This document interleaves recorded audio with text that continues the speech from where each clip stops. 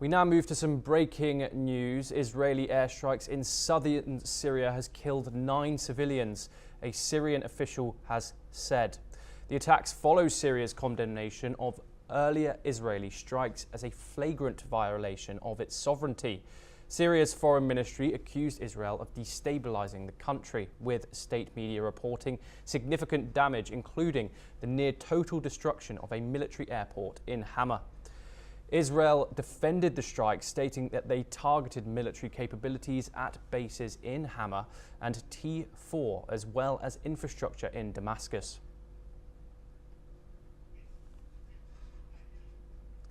Moving on now, NATO allies will meet with US Secretary of State Marco Rubio on Thursday, seeking clarity on Washington's commitment to NATO and to Ukraine amid growing concerns over President Donald Trump's approach to European security.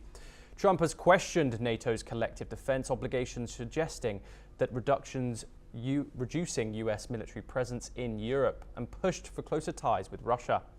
Trump is demanding that allies increase defense spending to 5% of GDP, which is beyond current levels, sparking fears of divisions within the alliance. European leaders want assurances that the US will remain a steadfast security partner. Meanwhile, Washington is engaged in quiet negotiations with Moscow, aiming for a partial ceasefire in Ukraine. While Trump has threatened Russian President Vladimir Putin with sanctions, concerns persist that he may ultimately seek a reprimand with NATO's chief adversary, with a crucial NATO summit approaching in June. Member states are struggling to navigate Trump's demands while maintaining unity against Russian aggression. We move to the Middle East now, where Syria denounced Israeli airstrikes as a flagrant violation of its sovereignty. The attacks caused significant damage, including the near total destruction of a military airport in the region of Hama. The Syrian foreign ministry accused Israel of trying to destabilize the country. State media reported strikes near a defense research center in Damascus and other locations. Israel defended the attacks. It said forces targeted military capabilities at Syrian bases in Hama and T4, along with infrastructure in Damascus.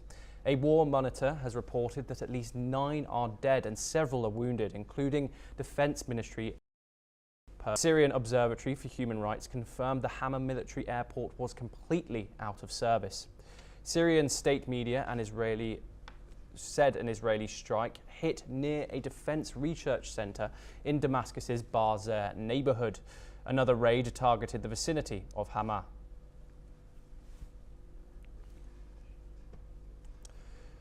Vietnam's Deputy Prime Minister and Foreign Minister Bu Thanh Son met Russian Foreign Minister Sergei Lavrov in Moscow to discuss bilateral ties. Son reaffirmed Vietnam's commitment to Russia as a top strategic partner, while Lavrov called Vietnam a priority in Russia's Asia-Pacific policy. Lavrov talked about the ongoing Russia-Ukraine conflict.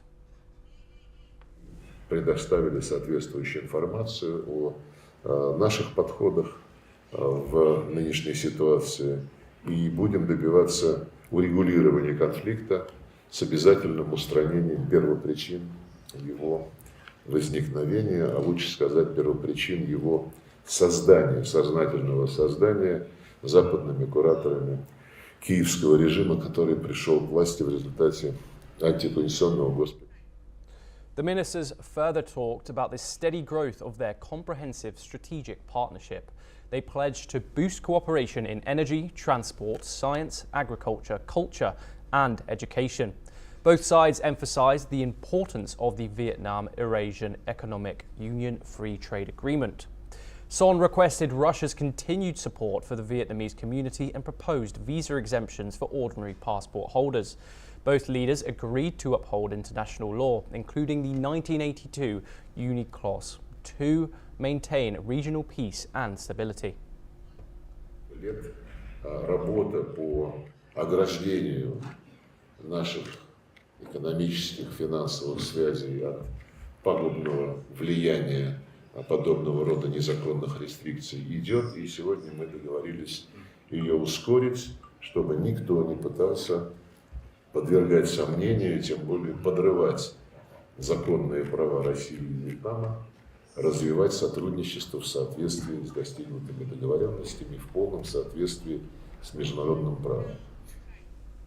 Israeli Prime Minister Benjamin Netanyahu arrived in Hungary early on Thursday for a meeting with Prime Minister Viktor Orban. This marks his first trip to Europe since the International Criminal Court issued an arrest warrant against him over alleged war crimes in Gaza. Hungary, despite ratifying the ICC statute, does not consider itself bound by its provisions. Orban extended the invitation soon after the warrant was issued, ensuring Netanyahu would not face arrest. The visit has been kept unusually secretive, with no prior announcements from either government. Netanyahu is set to meet Orban and the Hungarian President Tamás Sulyok during his stay. His return to Israel is scheduled for Sunday. Over to the Middle East now.